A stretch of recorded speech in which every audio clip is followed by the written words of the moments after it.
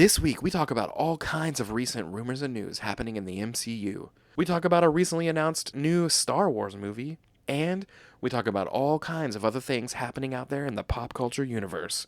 Welcome to the Infinite Taylorverse.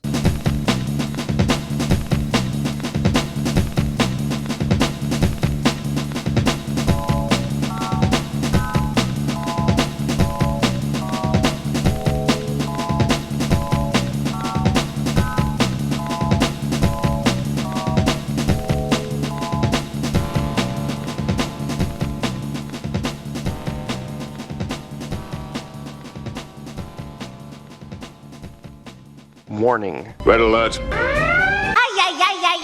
Danger, Will Robinson! Danger! That's the emergency alert. This episode is full of spoilers for some of the latest and greatest nerdy movies and shows. Spoilers. Listener discretion is advised. What's up, everybody? Welcome to the Infinite Taylorverse podcast. I'm Billy Taylor. And I'm Taylor Oxnard. And this week, we are coming at you guys with some of the latest awesome things going on out there in the pop culture universe.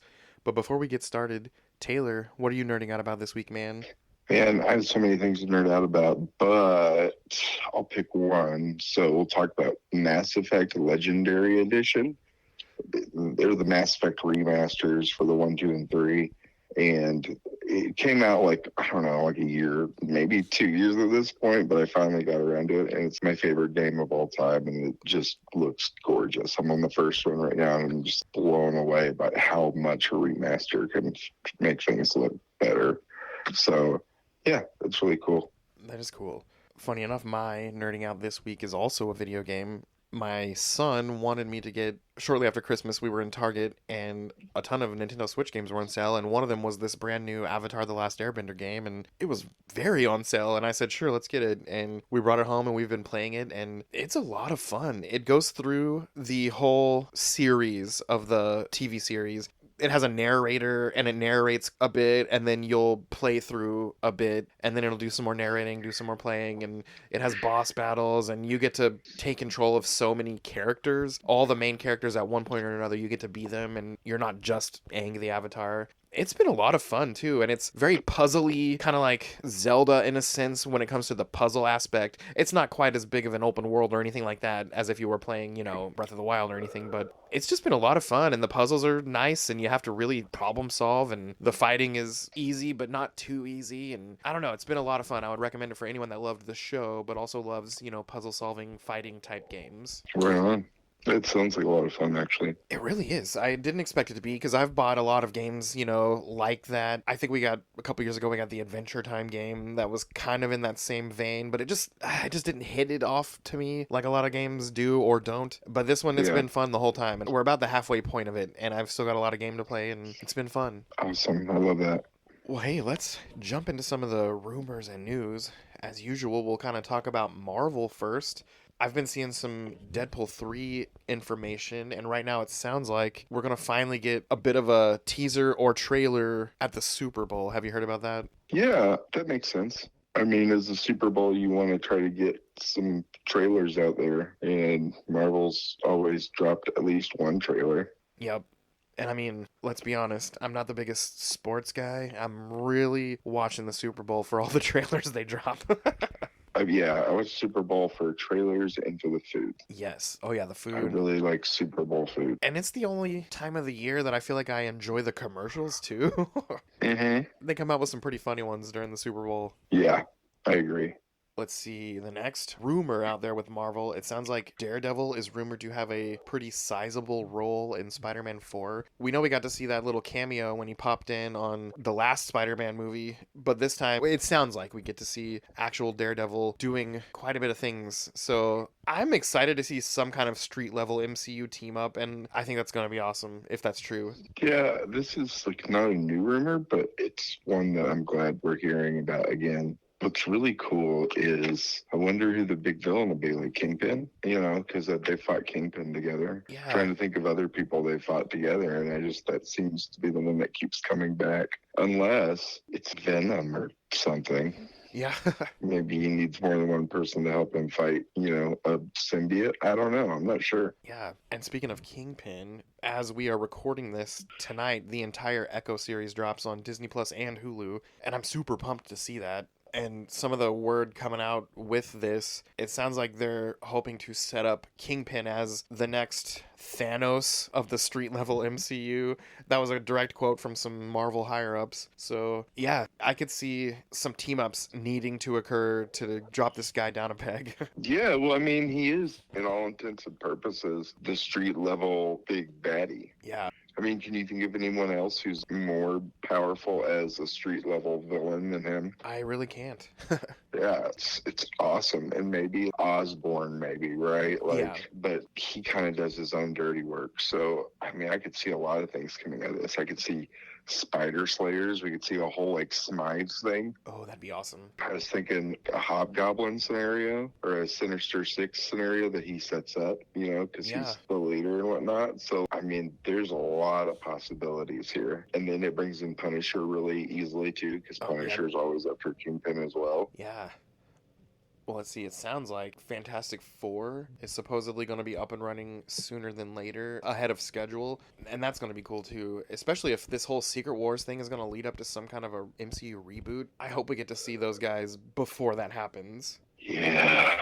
I think if it's the reboot, which I don't think it's going to be a reboot, I think it's going to be more of a reset. I think it'll make, at the end of Secret Wars, it's going to set up a bunch of different status quos of characters that are out there now. I think that's how it's going to happen. Yeah, I saw an article the other day about, if you remember, in the Spider-Man movie, I think it was Spider-Man Homecoming, they're, selling the tower, the Avengers Tower that Stark owned, and we've not readdressed that once. And so there's a whole thing of, who did it get sold to? And what if it turns out that building becomes the Baxter building? Or what if we find out in Echo, Kingpin bought that building? Or there's so many things we could find out. And that's one of the things that we're going to be finding out pretty soon. So that'd be kind of cool. Yeah, and that Spider-Man freshman year teaser, Osborn was the one who bought it. Oh, okay. So I don't know how canon that show is, though. I think for a while they were setting it up as canon, and I feel like one of the last things I saw is this show won't necessarily be canon. But I don't know. We'll have to see, I guess. Yeah. Well, the X-Men 97 series is coming out really soon, and they released the titles of the first 10 episodes, and here are those. The first one is called To Me, My X-Men. The second one is Mutant Liberation Begins. The third one is Fire Made Flesh. The fourth one is Motendo. The fifth one is Remember It. The sixth one is Bright Eyes. The seventh one is Shine with Strength Reborn. And then the final 3 episodes are called Tolerance is Extinction, Part 1, 2, and 3. And I'm so excited to see this show. I loved the original, and it sounds like they already mentioned that they're already working on a season 2 for it. So that's a good sign when they're already making season 2 before season 1 even comes out. So do you want me to tell you who the bad guys are in almost all these, I think? Who do you think? To me, my X-Men is them dealing with the fact that Magneto's in control, and I bet he says that at the end of that episode. Mutant Liberation Front was, the MLF was a group of mutants who decided to be terrorists to humans, basically, and Strife's a part of that. The clone of Cable, or the original Cable, and Cable's a clone, I can't remember. Fire Made Flesh, I'm assuming it has to do something with Pyro, or no, I bet it's Magma, the new mutant. Okay. Motendo is definitely a Mojo episode, which will be awesome, and hope we get the X-Babies in it. Yep. Remember, it's going to be, man, I don't know about that one. Bright Eyes, I bet has to do with Cyclops. Shineless Strength Reborn, I bet Xavier comes back. Oh, yeah. And then Tolerance is Extinction, I bet it has to do with Mr. Sinister, because he's the big baddie, if I remember correct. I also wonder if around that second to last episode, Xavier comes back and Magneto's kind of been their pseudo leader the whole time. What if the 3-part finale is him being like, tolerance is extinction of us, And so they got to turn on him and fix things. Oh, yeah. Who knows? I don't know. And then there was rumors for a while that Onslaught might be a character that's introduced into the X-Men universe sooner than later. So we'll see that, maybe. Yeah. I'm just excited for it. I can't wait to see it. Yeah, I am too. I'm so excited for X-Men stuff. I wonder if being a cartoon, if they're going to drop it all at once or once a week. Or once a day. Yeah, once We a day, have kind of that. like the What If series We have did. we have that option now apparently. Yeah, I'm okay with that too. I guess it's better than 10 weeks of waiting. Yeah, that's true. I'm just looking at it and I'm just like, man, I'm so excited. That's so many episodes. Yeah, 10. I wasn't expecting that many. I was expecting maybe 8. Yeah, someone out there said that there's a rumor that that's just the first half as well. And I don't know about the validity of that, but that would also be kind of crazy. Yeah, for sure. Well, let's see. There's supposedly a Marvel zombie series still coming, and it's going to be a spin-off out of the What If series. And they released that the villain is going to be the Dead Queen, aka Zombie Scarlet Witch. Yeah. And her number one, second in command is going to be a zombie version of Okoye from Black Panther. Mm, Yeah. And that's supposed to premiere either extremely late 2024 or early 2025. But yeah, I'm definitely going to tune in. okay. Well, the last thing I have for Marvel kind of rolls into some Star Wars information, but apparently they pitched to Kevin Feige a Star Wars Marvel crossover for an episode of What If, and the idea sounded extremely cool, and even Kevin Feige said that sounds awesome, but I don't really want to cross the streams. So there could don't have blame been him. a Marvel Star Wars What If episode, but it didn't happen. I don't blame him. I Yeah. really don't. He's trying to keep his brand. Yeah. Although I started reading that Marvel Fortnite crossover book. Uh-huh. It's like an event book. I read the first issue and it's actually really fun. Oh, that's awesome. I did see that when they were talking about the whole What If Marvel Star Wars crossover. Apparently back in season 1, the episode that had What If T'Challa was Star-Lord, there's a brief blink and you'll miss it moment where a TIE fighter flies through space. Oh, wow. I never caught that, but it's apparently there, so that's kind of funny.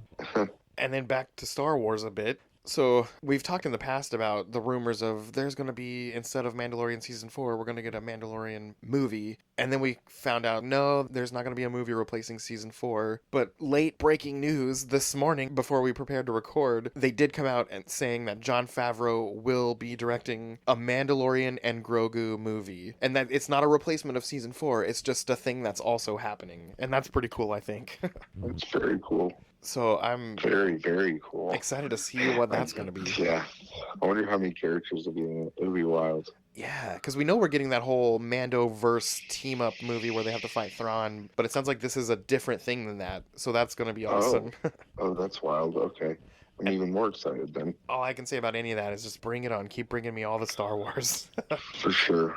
Over with DC, there's not a ton of news, but I wanted to bring up that over this past weekend, one of my coworkers texted me and he was like, "Hey, have you seen Aquaman?" I said, "No, I haven't." He said, "Do you want to go see it?" And I said, "Sure." And then we went and saw Aquaman 2. And, I went in it with extremely, extremely low expectations. And I was expecting to rate it at like, I don't know, a 2. But after watching it, it was very fun. The jokes hit. It was funny. The action was great. The CGI was great. The Black Manta fights were awesome. And overall, if I had to put a rating to it, I don't know. I feel like I'd give it a 7.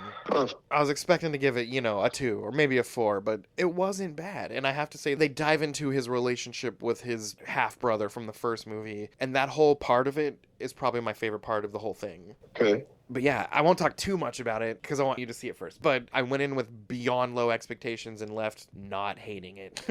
All right. Let's see some other stuff with DC. Those of you guys who watched This Is Us or Black Panther or any number of other things, Sterling K. Brown came out on his social media that he really, really would enjoy being Jon Stewart in James Gunn's new DCU. And I can see that. I can see him doing that. Oh, yeah. Most definitely. He went on to talk about how his kids love comics and all that, and he's not too brushed up on some Jon Stewart info, but the fact that his kids, it would just make them extremely happy. He really wants to do it. And I thought, man, I can totally see that. That'd be awesome. Yeah, me too. And then the final thing is James Gunn said that Peacemaker 2 is happening, but it's probably going to be 2025 or 2026 before we even see it. The reason being they want to focus everything on Superman Legacy right now, and then there's an Amanda Waller series already in development, and those two things are on the forefront. But once those are kind of settling down, Peacemaker 2 is going to happen. Yeah, and they're releasing Joker 2 this year Yeah. as well. And we're going to eventually be getting that Matt Reeves, The Batman 2. Yeah. And both of those things are, I guess, under his leadership, but not part of his new universe. Yeah. I'm excited to see the new Joker. I know people are hesitant, but I don't know. I'm very not excited to see it 'cause it's a musical, and that bummed me out when I found out. But I will have Lauren watch it or someone else and let me know how it was before I take a dive. I have a feeling it's not straight up a musical like if you went and watched Greatest Showman or something. But I have a feeling there's going to be a few moments of song breaking out. You don't cast Lady Gaga if you don't have a couple songs, you know what I'm saying? Yeah. So I have a Yeah, feeling for we're sure. going to get music, but not necessarily The Greatest Showman, if you know what I mean. Yeah. Well, hopefully not. Let's see. The last thing I have on the list here is since the last time we recorded, we had the Doctor Who Christmas special. So it was the first episode where we got to see the new Doctor, Ncuti Gatwa. Man, it was so much fun. It brought back that adventurous, free, happy, I can't even explain. It just was fun and exciting and fast paced and a lot of running and sciencey stuff and humor and a lot of time travel where past time travel affected future events. And I just have to say his first run out of the gate, other than the last 5 minutes of the 60th anniversary special, it was awesome, and I cannot wait to see where they take this character. Yeah, one day I will catch up on Doctor Who. I'm so far behind, it's hilarious. But one day, somehow, some way, I will get back there. And then the last thing on the list, for those of you who like Game of Thrones and House of the Dragon, George R.R. Martin said in an interview last week that there are at least 3 animated spin-offs in the works at HBO. So I wonder what kind of stories they're going to tell animated. Huh. That's interesting. And he said there's at least 3, meaning there's 3 or more in the works. That's crazy to me. I don't know. We'll see. Yeah.